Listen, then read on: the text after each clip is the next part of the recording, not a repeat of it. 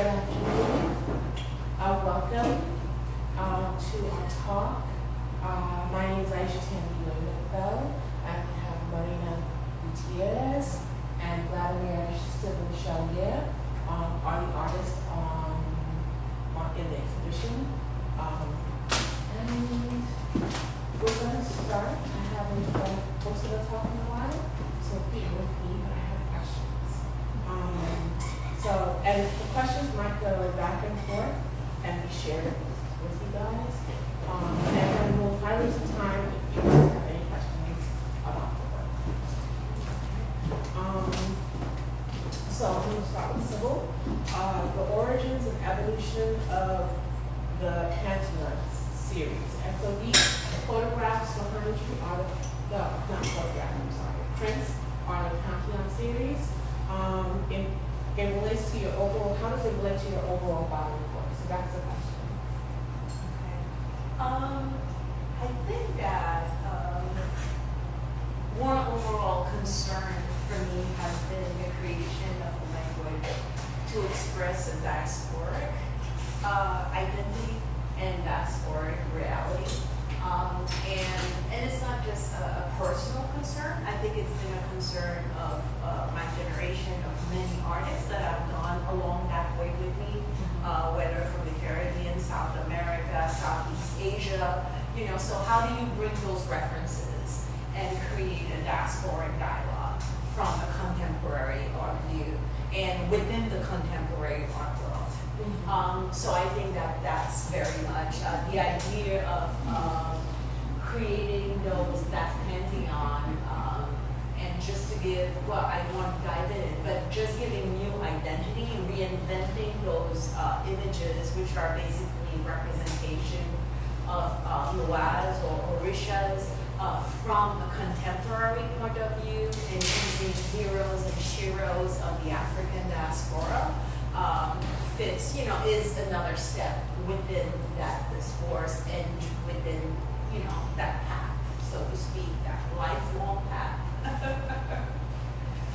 I was drawn to this specific body of work. I think about my own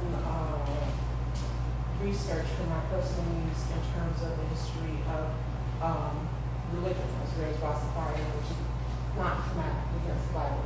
So, with a Pan-African tilt to it. And so when I think of the use of Catholic saints lining up perfectly with Orishas in all of the African religions, and also lining up with the ancient Egyptian gods and goddesses, and also lining up with the Native American indigenous religions, the characteristics of them, and then finding those, what I thought was particular was finding those characteristics that line up with the saints and the Orishas, with people that we acknowledge historically.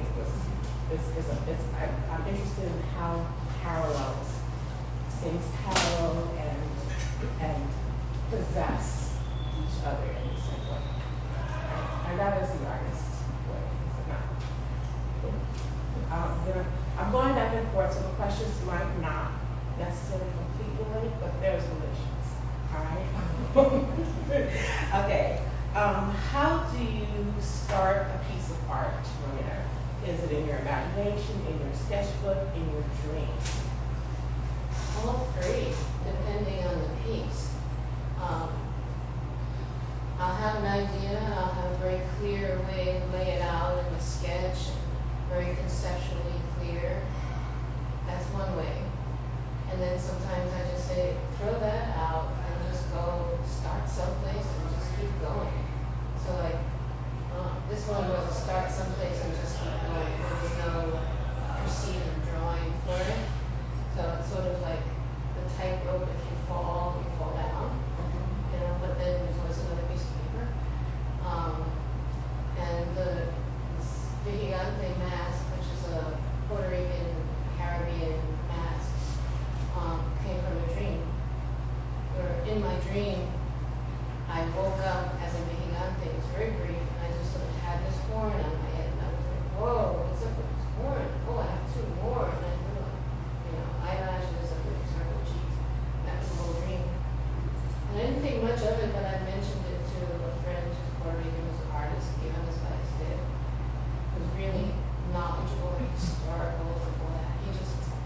hey Marina, we should do something about that. We're like, oh, should I? Oh, okay. So then that sort of came back around years later. So, or this character, I went to the Met, and there's a similar character in the African wing, which I don't know what it looks like now, because it was the previous before they renovated one. And I saw this, buffalo animal, and I was like, oh my God, I have to do that. It's a bison. And I happen to have this old fencing, and just like, again, there was no structure, there was no pre-existing concept. I just sort of literally threw it together. So with both symbols, right? So I must have pronounced it, Vigilante and mask. So in researching the history of the Vigilante mask, they were symbols of triumph for the Spaniards initially, right? I don't know. Yeah, I know, but in the research, but I want to talk about how language changed. So they had become a symbol for independence by the indigenous people and the mixed people of Puerto Rico.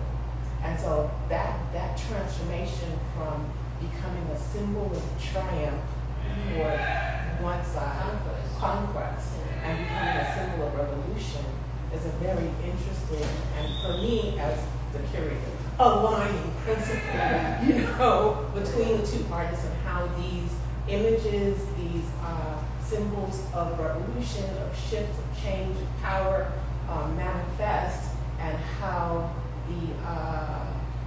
these tools or symbols used to subjugate, because religion was very important for colonialism, have taken on different meanings for people who have been oppressed. I'm not sure, when I tried to look up the meaning of Vigilantes, I've seen very different descriptions of how that comes to be. But there's another kind of mask that you find in South America. I've seen it in Peru, I've seen it in Central America, and there's kind of a version in Puerto Rico, which is made out of window screen, like literally aluminum window screen, sort of molded into 3 dimensions. And in Peru, I saw them painted pink, so they were representing the conquest. But then when the person puts it on, you have this weird kind of visual anomaly of this brown person, indigenous person, wearing this pink mask, and it's a mixed kind of, it's a mestizaje of an image.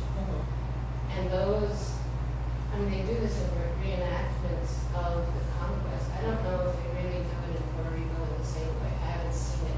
But they got this sort of like a trickster figure. It bops you with the hardened vejiga, which is the stomach. Yeah, it's a inflated estómago que Yeah. It hardens and then it can bop you with it. It's like a hard balloon. And you can't do anything to escape it. It's just like pop you.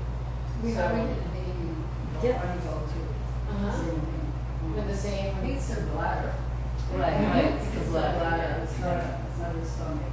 Yeah, it's bladder. And just get bopped. no, but they had the stomach too. In the Dominican Republic, at least, because I believe because if you're the cajuelos, that's what they do. Because they have those masks in the Dominican Republic, but the Dominican Republic, at least the ones I've seen, the horns have multiple horns sticking out. It's Yeah. even more dangerous. I've seen a version, it's not colorful, when people do masks, and they wear the masks with the helmets and they paint their bodies with the oil. And I feel like there's a similar, especially in the cultures that were Catholic in the domination, I feel like that appears in multiple ways and it becomes a symbol of revolution. So those the black figures? They paint their bodies with oil, Okay, all right, moving on, next question. So we talked about your process, and we want to talk a little bit about the same ideas, or if they're reflected in your new body of work, which are these bottles, bouty bottles. Am I saying that correctly? Bouty. I'm saying it correctly. Thank you, bouty bottles.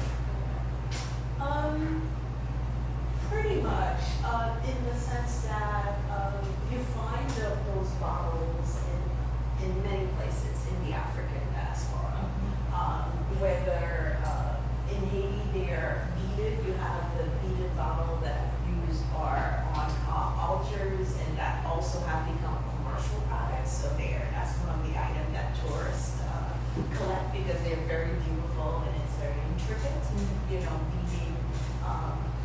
But they are traditionally used on altars and also in ceremonies.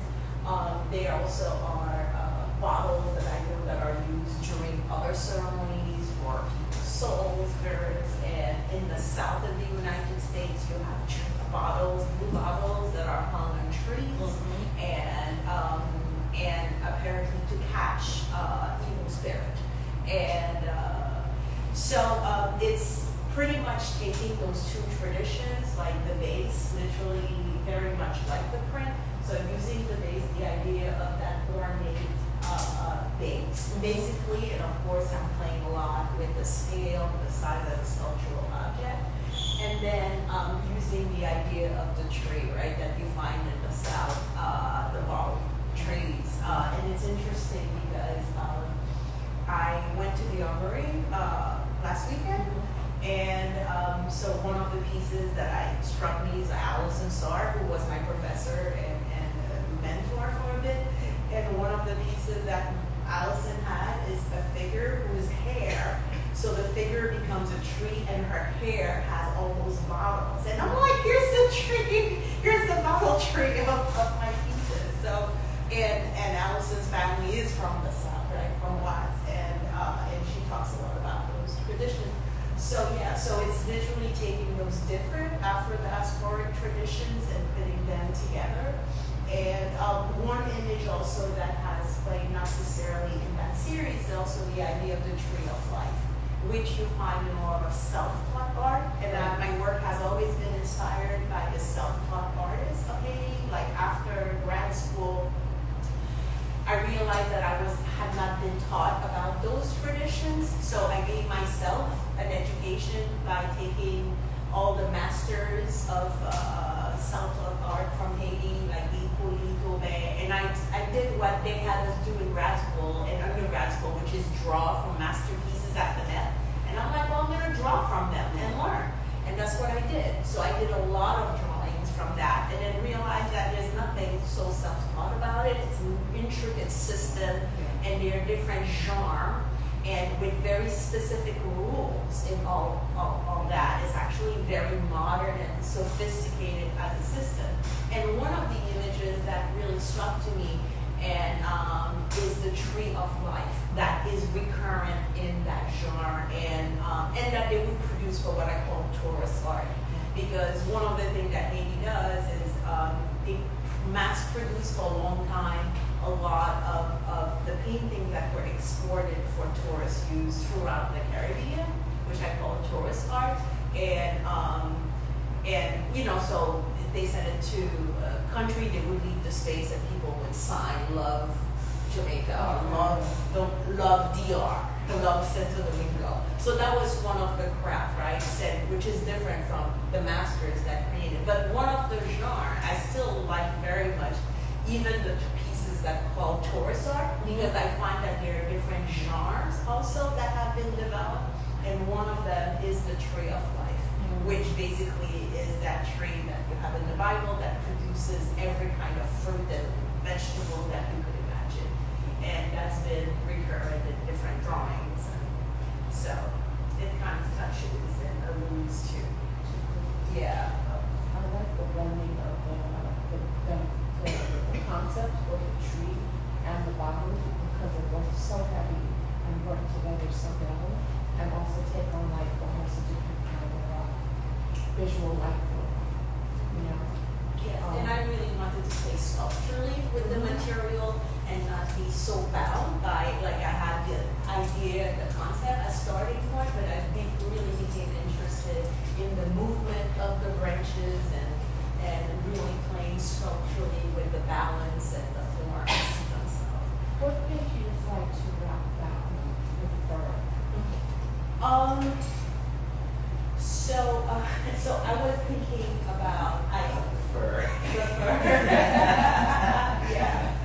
So I was thinking of the night energy in this one. Like for the bottles, I think more about the different elements. And these pieces are really archetypes in reality that could be really separated into the 4 elements, literally. And I remember talking to the Pantheon, which has been a very long series, like 27 years of different version of it, has attracted what it needed. And one of it was a godmother, who's Dr. Daniels, who's both a scholar and a priestess also. And so at one point, I literally reached out and said, am I mistaken? But what I'm sensing is that a lot of those are just the 4 different elements. And she was like, but you're totally correct. And so a lot of them are the energy of water, or fire, or air, or earth. And all that to say that, so the energy of the night, right, and of Vodun, and of the cemetery, is also the energy of the earth, right? Yeah. That's what it is. It's a life and death, but it's tied to the earth, very much so. So I was thinking about that kind of energy of the night, and which for me has that glamour, right? And that's why Baron Sandy is Miles Davis. I think about the glamour, somehow the sumptuousness, and Aretha is going to be she, which is like the mistress of the underworld. So Aretha is over there in blonde behind the blue bottle. Yes. So I think so. That's why I think the energy. I let the bottles basically tell me and attract whatever material. I have arrays of material that I play with, and definitely that sense of glamour came through very quickly for that one. It's funny because when I was hanging the show, that one was originally a turn of flowers. And I was like, it should be there, but then it didn't work anyway. You were sensing. I'm sensing Yeah. that. And you have a very, very particular order that I did not stick to when I hung it. Sorry. But there is an order that they are arranged in. When the book comes out. Okay, Marina. I'm moving back and forth, right? So, interesting question. How long does it take to make from concept to completion? And are you ever sure it's finished? One artist we used to visit with my class people would ask, how long does it take you to make an artwork? The high school students would ask, and the guy would say, it took me 70 years. Whatever age he was, he would just tell them it took that much time. So I guess I could say that too, but I think it really depends. I'm slow.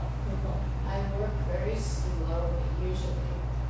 And I mean, I know the drawings took me probably a couple months each.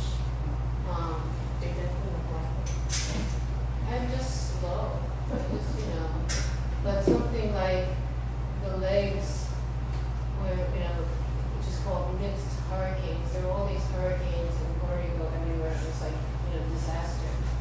And I have to do something about hurricanes. And somehow I thought, I have these legs that I saved from the fireplace, burning wood. And I said, that's what it is. That's the hurricane was on top of that. And it didn't take me that long to do the metal part, the cutting and the repoussé. So that probably took me a couple of weeks. What is repoussé? Where it makes the metal bulky. Oh, okay. So it's 3-dimensional, so you can hammer it or whatever. It's minor there. So a lot of bang for the buck. I mean, it's beautiful. And that was definitely his bit. I like that. Again, the mixing of nature and human tendencies and this kind of transformation. And just thinking of trees, right? And how long they've been here, and how much they've seen, and how much power they hold in themselves. And so, in that correlation between the branches and the legs, the foundation and the arms, and the grounding and the reaching out, and all the potential that's there. We have, in the show, we have a lot of branches. Yes, we do. They're used in different ways. I mean, the pole that's holding up those lungs of the reliquary, that's saplings that grew with vines twisted around them, and then they grew, they're twisted, so it looked to me like what they do in the Catholic Church with these very beautifully carved things or metal things that are pretty elaborate. Oh yeah, that looks like that. So I just pulled it out. And the legs, I don't know, it's just like a walking hurricane. There's pieces of branches here. I mean, sometimes it's just your hands and your soul that just grab the materials. You know. Then you have one for the floor. Well, I could have made more importance, but the branches are so much easier. They completely work out. Yeah, put the dots together. Nice. Okay, moving back and forth.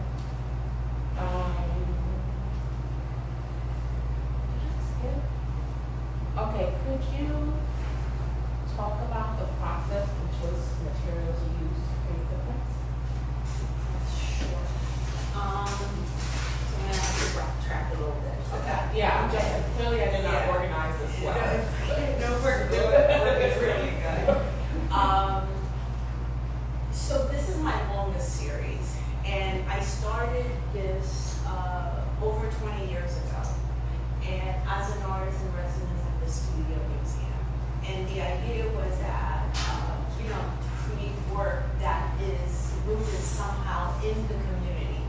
And I had not been in Harlem regularly since my childhood, when I used to really hang out in theater rehearsal spaces in Harlem with my parents. So the idea is like, I wondered what would happen to the Boas if they landed in Harlem.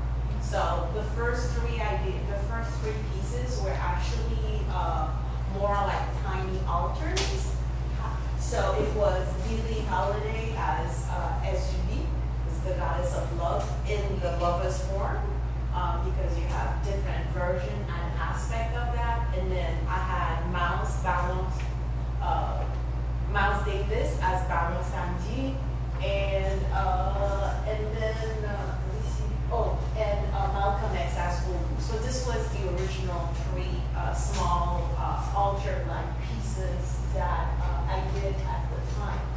And I revisited the series a few times because the idea, it just wouldn't leave me alone. I said it kept pulling at my skirt. So I did drawing version, a smaller version, and then finally about 6 years ago, because it kept being present, I decided to do the full series.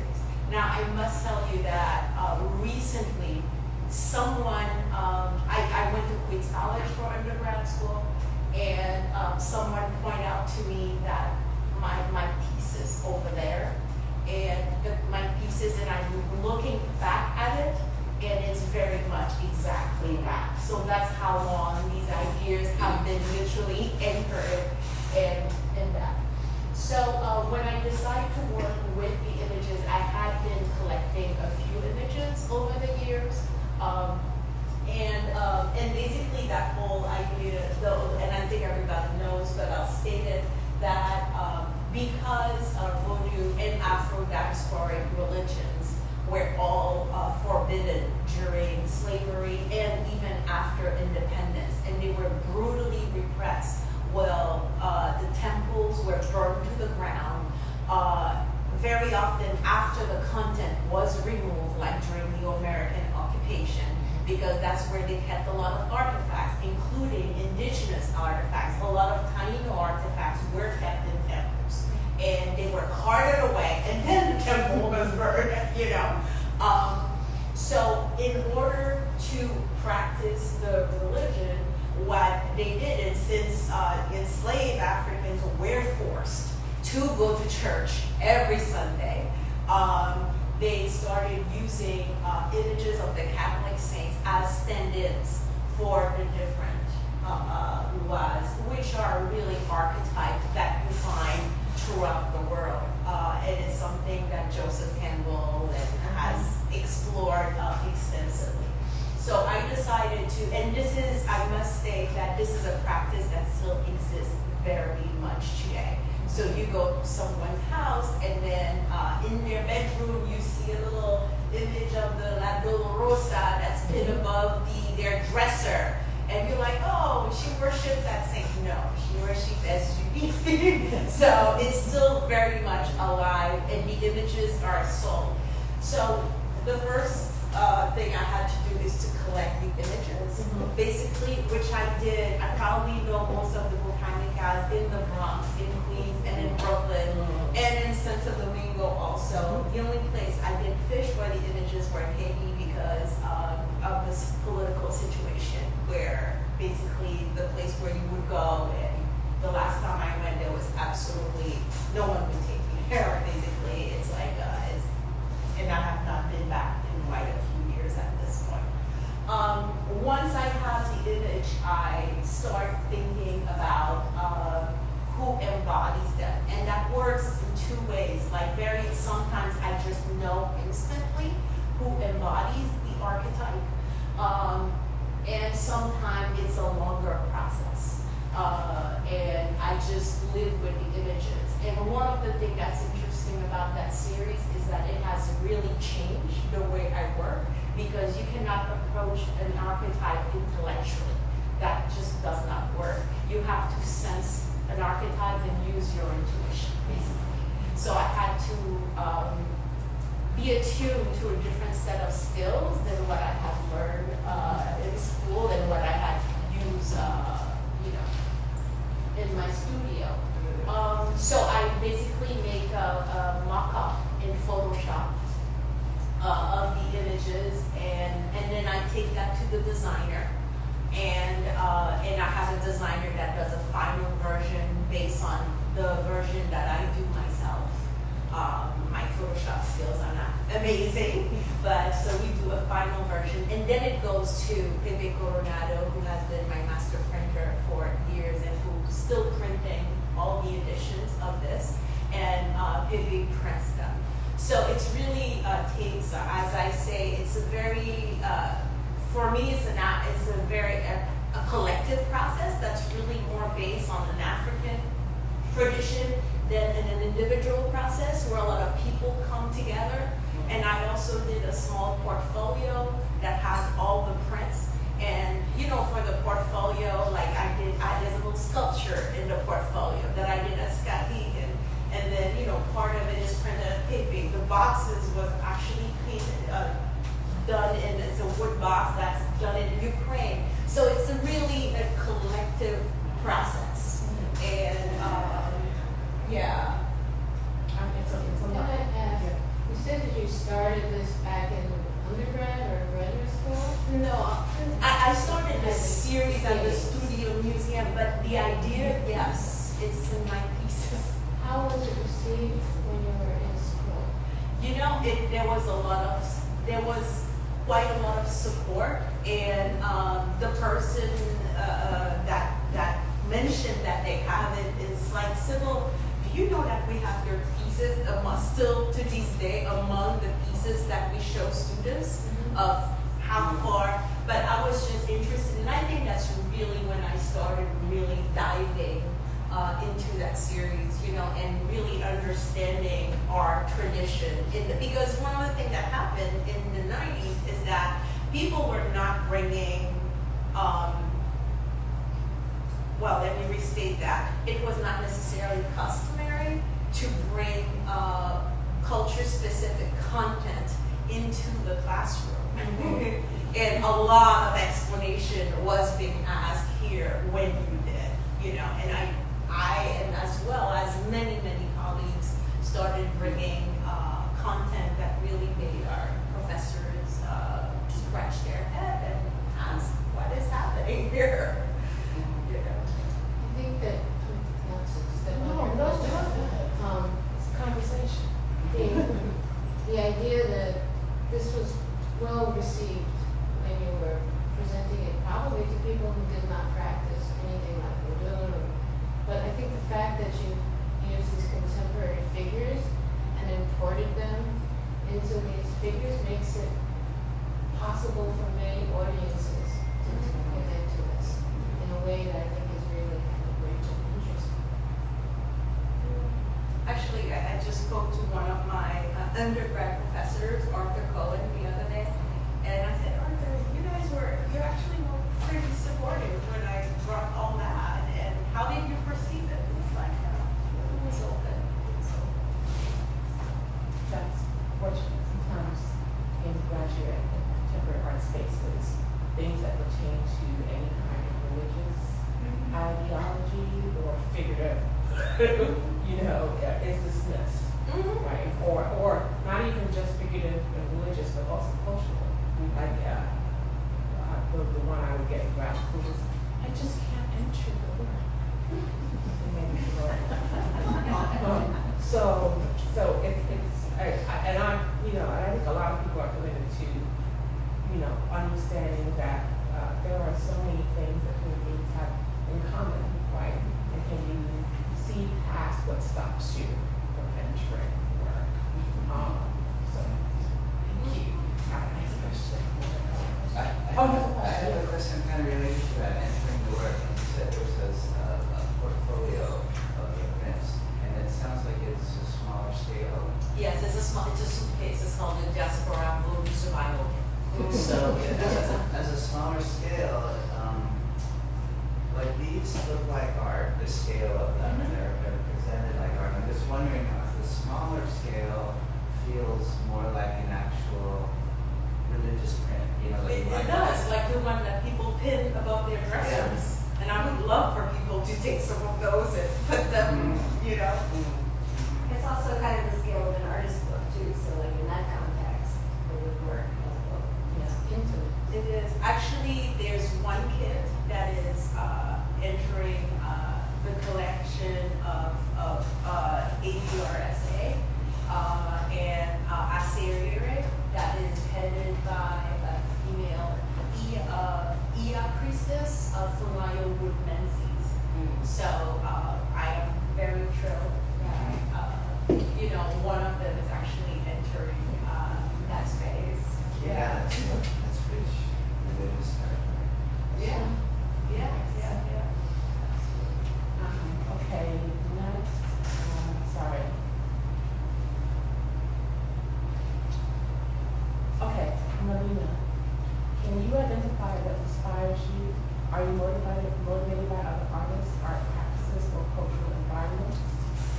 Would your motivation come from the past or the present or something else? I can read state questions too, another time. Yeah, actually, I had a quote from one of my favorite writers that I was going to maybe stick in here, maybe this would be the place to do that. Eduardo Galeano, I don't know if you have a class. So he says, I believe in memory not as a place of arrival, but as a point of departure. Like a catapult throwing you into present times, allowing you to imagine the future instead of accepting it. It would be absolutely impossible for me to have any connection with history if history were just a collection of dead people, dead names, dead facts.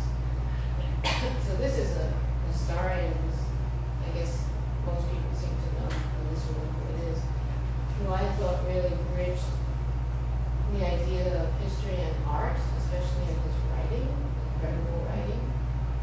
And I think that, in a way, is the same spirit that I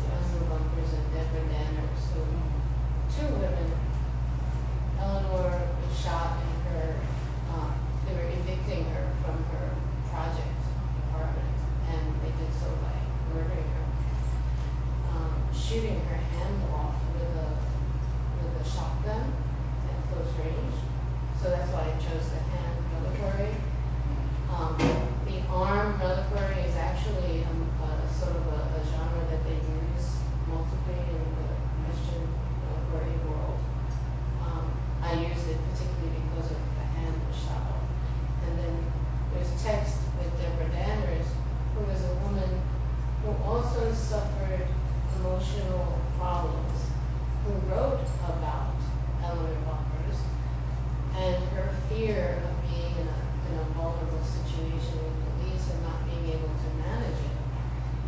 And Eleanor Bumper was shot at, I think it was the age of 66, and Danners wrote about this. It was an essay. And years later, like, I don't know, 15 years later, something like that, Danners was also shot at the age of 66. So these are old women. These are not, you know, I mean, I don't know what kind of risk they would actually physically represent. But, you know, so the reliquaries are history-based, recent history, and I meant to do many more. I consider them as sort of emblems of lynchings, because those murders are really lynchings, and which is why there's rope in one of those lungs. But it was so powerful and so intense that I had to back off. But it just was, I felt like I couldn't breathe. Yeah. Yes, I mean, there was one in your studio when I visited, because I didn't think, because it was too much for me. Another cheerful piece. Cheerful What's piece. inside? What was the name of that one again? That was a box to contain fear. A box to contain fear, and there was a lot of fear on Oh, that yeah. box, and I was like, oh, this make me feel icky. No, it was a lovely, the box was aluminum repoussé, and it's, you know, three-dimensional figures that was based on people protesting the Black Lives Matter.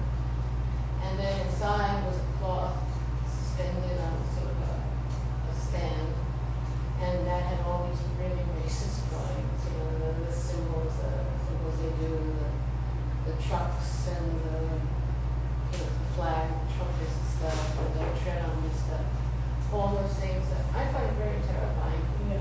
Because in my past, I had worked in North Carolina on the Cherokee Reservation, and met the clan one night. They came to visit, and scared the bejeebies out of me. You know, driving around in their trucks and screaming and throwing bottles, and no crosses were burned. Nobody was injured, but it made a lasting impression. So that feeds that kind of horror. You know. But you know, it's also, it was protected by the marchers around the box. So they were the wall against that. Yeah. Yeah, my response to that piece was visceral. It's like, no. Okay, so you won't buy that piece. Okay. Hold on. Sorry. Did I get all of that? Oh. Inspirations are? Yeah, would you, well, I think we covered your motivation. Did you want a little bit more where you get your motivation for your work? All kinds of places. I can get it from TV. I can get it from a song. I can get it from city cards. I can, you know, it's like, you know, we live in this incredibly rich world, visually rich. Then when I figure something out, you're like, oh, that's what that means. And it's like, wow. It's maybe a little bit like appropriation. It may not be something that I grew up with. Like, I didn't actually grow up with big and big celebrations, but they came into my dreams, so that's mine on some level. But yeah, I mean, a lot of the historical stuff would come from, like I mentioned, the Met walking around in the African wing, which is like endlessly inspirational because of a different way of seeing and conceiving images. I mean, they're also probably for different purposes, but just seeing that twist differently than you get in the Western museum tradition. And a lot of the things that were made in Mexico. I traveled around in Mexico as a young person, or a young person, you know, 20s.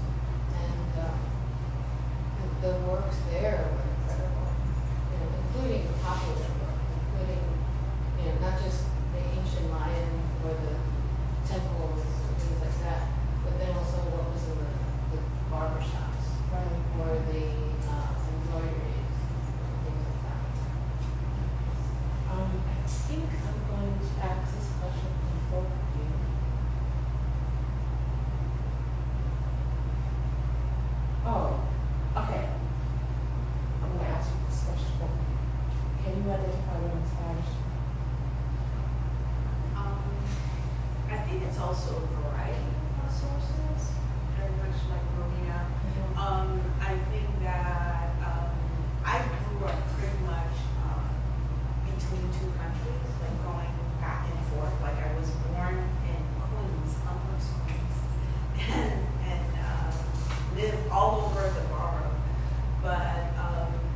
basically spent part of the school year, you know, in Haiti on a yearly basis growing up. And I think that reverse trip kind of inspired me a lot. Part of it also because I would go there with somewhat American eyes, I would say, and say, oh, this is interesting. And I didn't realize I was cataloging a lot of things, you know, but I was. And I think the process itself, you know, like I've done a lot of shows and a lot of pieces that are called underzones between waters. So I think that process of going back and forth and creating a space that's in between itself as a full space that has integrity has been interesting to me. So picking from either places, you know, has been really interesting and it does and it flows very naturally. I never have to try. I think that I never run out of ideas. I run out of time. Yes. Yes. So. I mentioned something before, but so I was born in Manhattan. I lived a lot in Queens, so maybe that's what. And these days, Queens speaks all kinds of languages, cultural and otherwise, and food and everything. You can find it in Queens. Not when I was growing up there. It was really rough. You know, there's a lot of culture there now. I mean, so the idea of in-between spaces. I mean, I grew up here. I went to other places like Mexico many times, Puerto Rico, Dominican Republic, Chicago, which is New Mexico. And I think that the idea of like seeing something else really is enriching for artists. You know, later on to Africa, that's, you know, I mean, not there long enough to really absorb enough, but to take a quick peek. I mean, that's really inspiration. The idea of an in-between space, like, we live with the benefit of having all these inputs and incredible variety. I'm not a practitioner of these particular things, but I'm an observer and effective. I mean, I guess I'm a practitioner in some ways, because I know how to dance.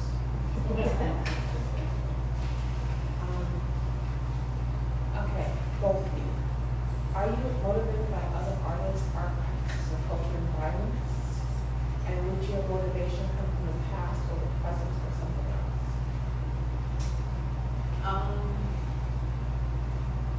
Yes, I think that I'm inspired by, there are a lot of artists that I like and very, very different from each other. I love, I think that the work of Alison Starr who was my professor, has always been very interesting to me. Vladimir Cybil Charlier. I love Jasper John, always have. So it's really a wide array of things. I love Dutch still lifes. So they're a very wide source of inspiration and things that I find, but also places that are not traditional. You know, like stories, things that I see or that I experience could easily, stories that I was told very easily turn into very big epics in the studio, you know. And what was the second part of your question? I forgot. Would your motivation come from the past or the present or something else? I think the past and the present flow very into each other in the studio. I think that once you enter an archetypal realm, I think that time really gets collapsed and cultural borders collapse also. I mean, I have colleagues from Southeast Asia and we talk very much about what our path has been and how moving the cultural discourse forward has been so similar for us coming coming from different part of the planet, but with a very similar mechanism of sourcing traditional ideas and really bringing that into a contemporary discourse. And so I think that is that idea that you're collapsing geographic borders, but also time also collapses very much. I think I probably answered some of this, but I definitely agree with the idea of, we cannot escape the past, right? It's like with you, whether or not you want to acknowledge it, presuming that you know anything beyond the present moment. But even if you don't know the present moment, the past has shaped what it is that's around you. I think it helps to become more knowledgeable and self-aware and analyze, which I think is what some of these saints probably, it's a way to open the way of seeing beyond what was maybe veiled before, in simplicity.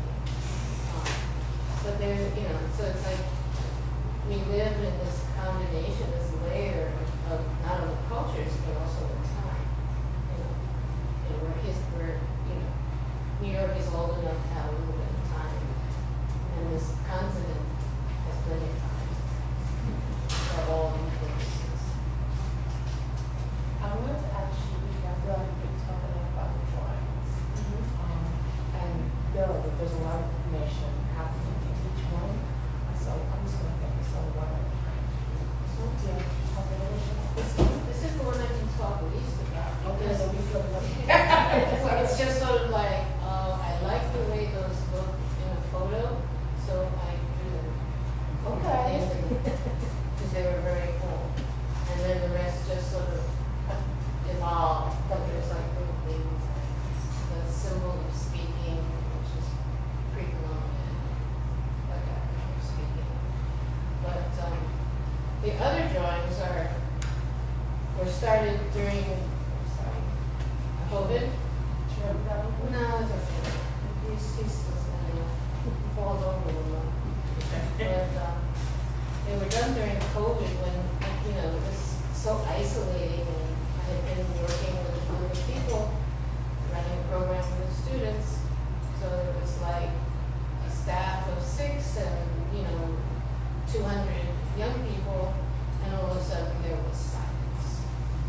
And so I thought, okay, I saw the work of an artist, Tandiwe, who's known for his sculptures, Korean artist, but he has these beautiful drawings, and he uses these neighborhood people in these mythic settings, and I was like, wow, that is so cool. So I thought, I'm going to try something just like that. And it doesn't look anything like his, but it was like, just like it. So I drew people that I knew. So the person who's got the water falling on their head is an artist doing a performance piece, and this is the artist. She really looked like her. And I looked at a photo after that, because this is from memory. And I realized you had this big sort of prosthesis on. And I was like, wow, I don't remember that. I just remember this, and the water, and the blueness of the water. And then to the left of her, there's somebody very light who's got blue skin and white clothing, and that's Nora, who was in Puerto Rico doing a performance, because we have 2 artists that I'm close to doing performances. So this is about, you're not going to be shy that I'm showing the performance, because that's like a public event. So I use them as their performances. And then also on the far left, the guy with all the squiggles is Vincent Dodo, who's a poet, who's also doing public stuff, so he can't complain. And his pants have pieces of his poetry on them, which are actually from his poetry. I don't know if you like that so much. But I sort of populated this world of memory with people that I missed. And in the front, you see me sort of sitting with my Vigilante persona on my kayak, which doesn't quite look like that. And the girl in the forward from that.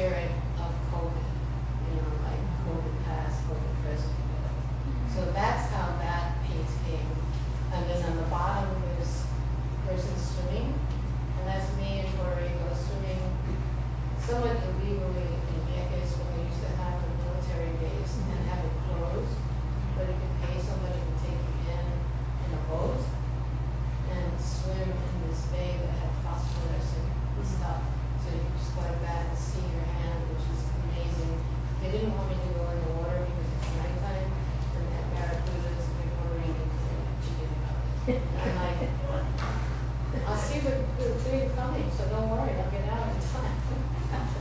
So I think that's it. But, yeah, so it's all like memories, and there's I guess, an element of that which is very environmental because it's about water rising. The title is Reading Water. Reading Water 2, and the other one is Reading Water 1, which have other people from my life populating this. Like, Marina shows up all the time. There's another binging angel, whether she claims Buddhist or Irish, one of them. Thank you. Okay, let's look at time. No time for questions. Okay. I have time for maybe one more, or just take a question. If anyone else has questions. Oh, yeah, I want you time to ask questions. Do you, okay, I guess it's last one. Do you ever find surprises when you make an artwork? If so, what would those be? Any examples? Very much so. And I think that's really the process that draws us in and makes feel like makes me feel like, you know, I'm playing in the studio. So it's always a discovery. And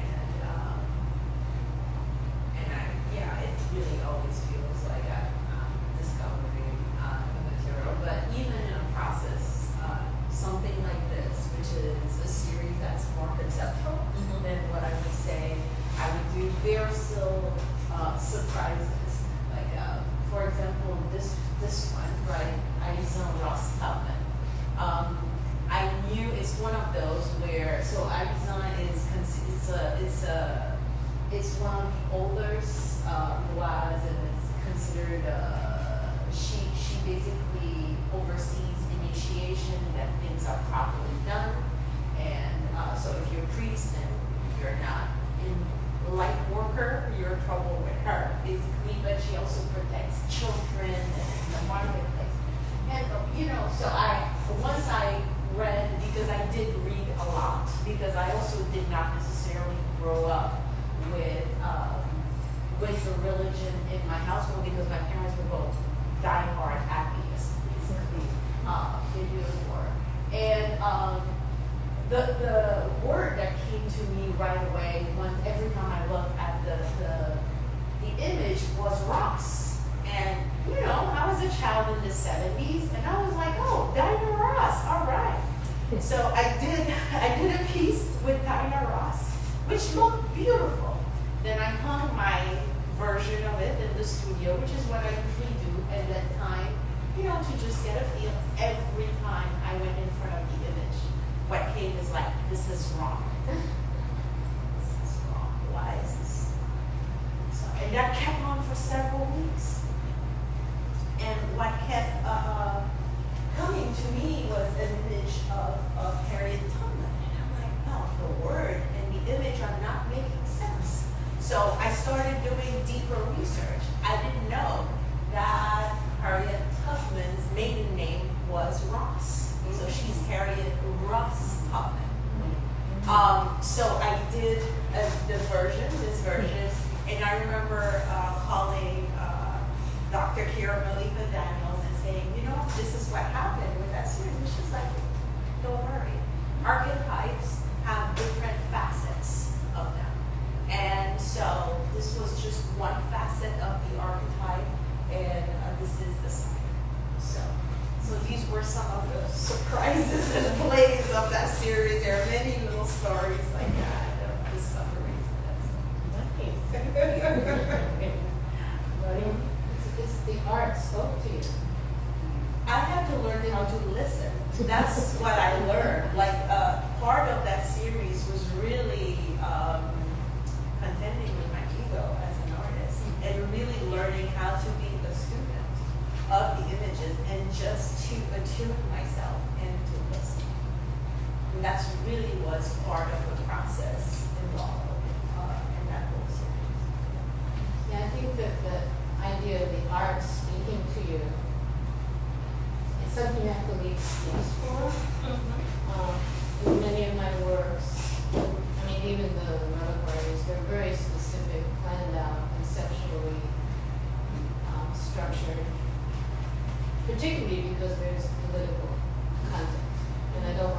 history in another way. But then there was also pieces where I sort of let go. This guy, some of the drawings were just like, this one, it was just like, I like it, I just see what happens. And I'm not sure what's going to happen. And then I also did a series where it was really alchemy. I used seawater, salt water, and metal, along with drawing, underdrawing, put this in trays of seawater with these metal pieces, silhouettes, and just decided to see what happened. Planned it all out in my head, but who knew what was going to happen on the page? And it was really interesting and really beautiful. So those were about surprise, because I couldn't control all these elements. Couldn't control the water would wiggle, what would rust or precipitate faster. So that, and then alchemical. So, but none of those are in the show. Those are Well, I'll say this, because I had this trouble with hearing the show with both artists. So they each have a completely different body of work. And those other body of work would also have spoken really well together. So your long pieces, much mixed media, a little bit more abstract and conceptual would work so well with your metal prints. So we need a bigger place. Yes. Norma or Part two. Whitney. Part two. Yeah, it doesn't work.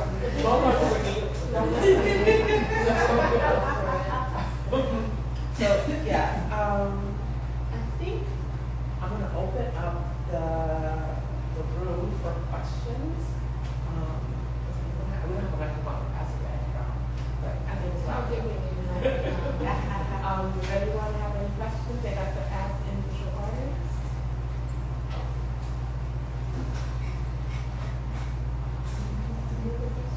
You're so cute. Well, I had lots of comments. Okay. Comments, feedback. Marina, you're talking about metallic alchemy, the image behind you, I've been staring at that and thinking it reminds me of metallic, something metallic, the planets, and I'm thinking of like the changes in metal as you're talking. I'm seeing it in that artwork.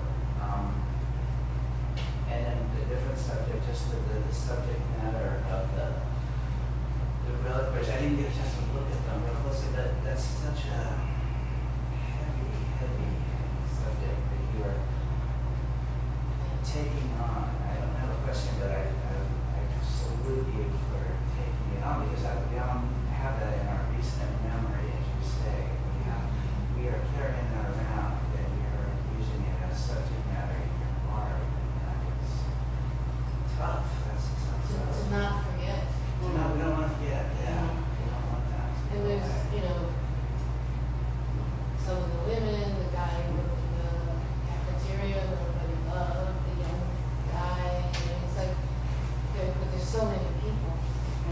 And every time you think, okay, well, I'm gonna do these 5 people, these 10 people, these 20 people, and then they have another 3. And it's like, oh my God. Yeah. So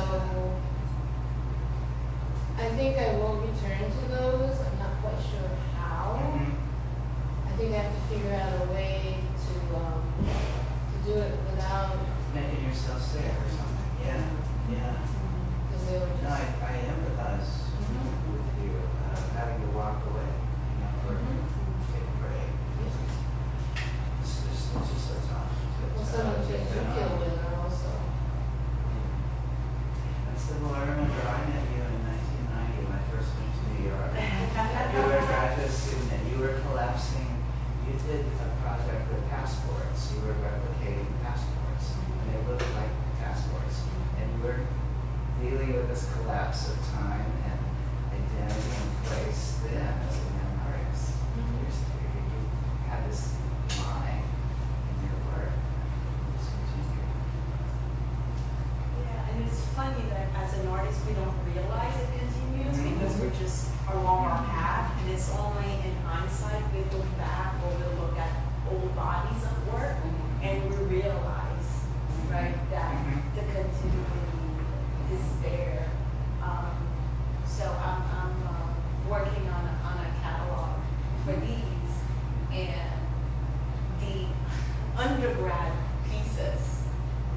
actually just start of it. I didn't realize that for many years, but it's literally the same trend. But it's really a nice. It's in your language too, the way you're speaking. It's all there. It's a lot of practice. But I think that's when an artist is working from an organic and authentic place as opposed to what is happening at the moment. Yes. Then the artist develops a language that continues to grow and the vocabulary continues to grow. Any other comments, feedback?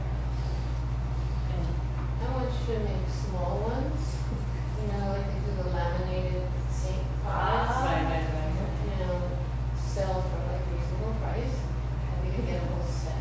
That would be cool. Yeah, that would be. There's the kid. People have been There's the kid, but suggesting I know he's the little cars. Yeah. Well, that's another idea. People keep bringing ideas. T-shirts. Yeah. Listen, I went to the west. I was walking through the East Village. Someone is making candles with the ideas, literally, and selling them for. What, what's your idea?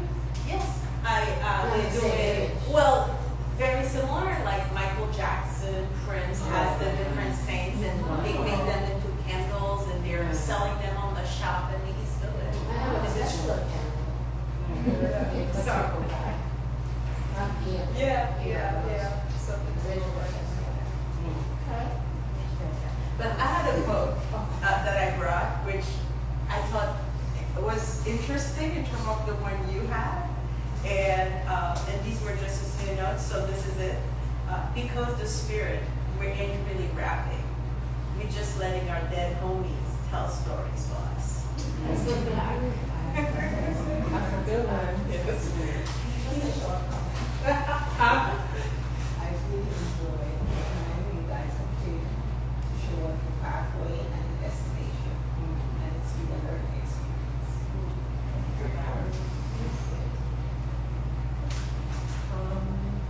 Any more questions? So this show will be, we have a closing on the 29th, which is a Sunday, the last night.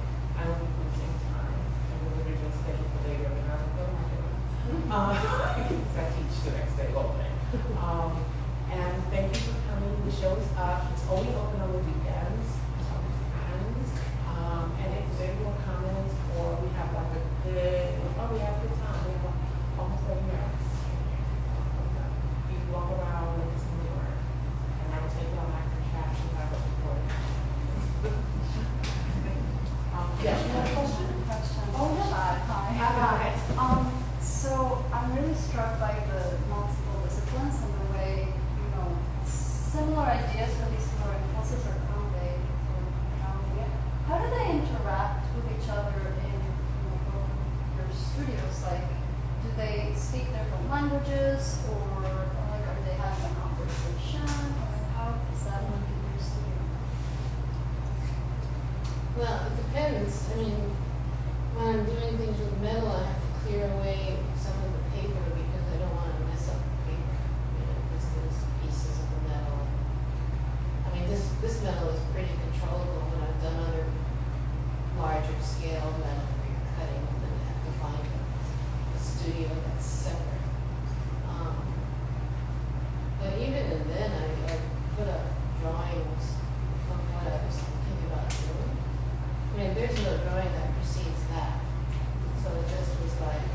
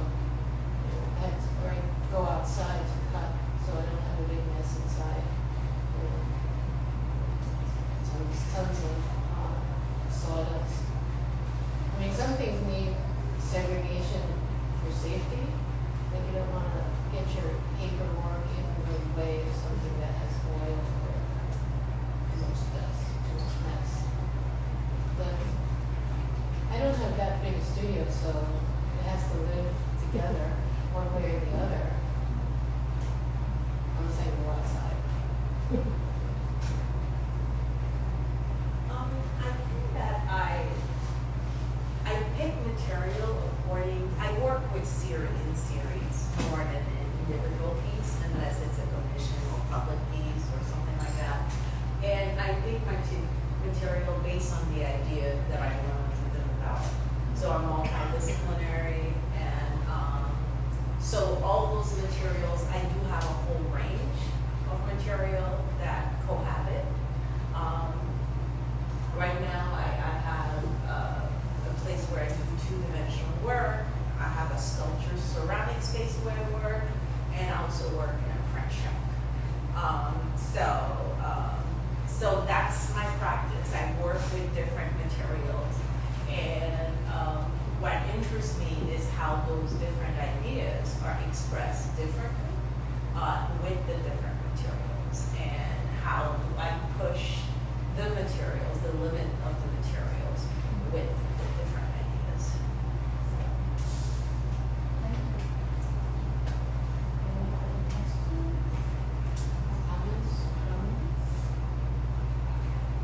Thank you so much.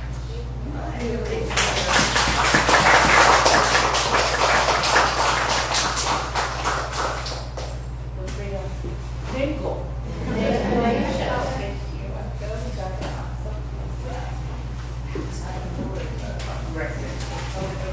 Oh, right behind that is yes. Are we gonna bring the chair back? I'm standing with my knees. Yeah, me too.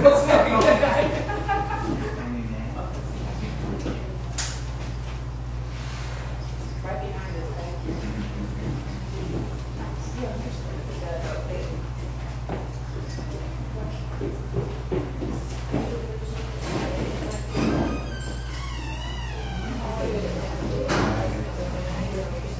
Absolutely.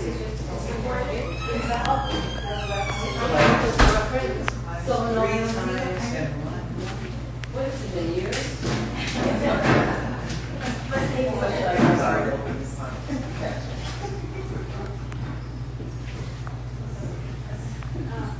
Did it work, Aisha?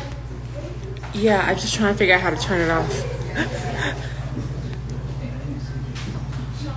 if you call, but my phone was silenced because of the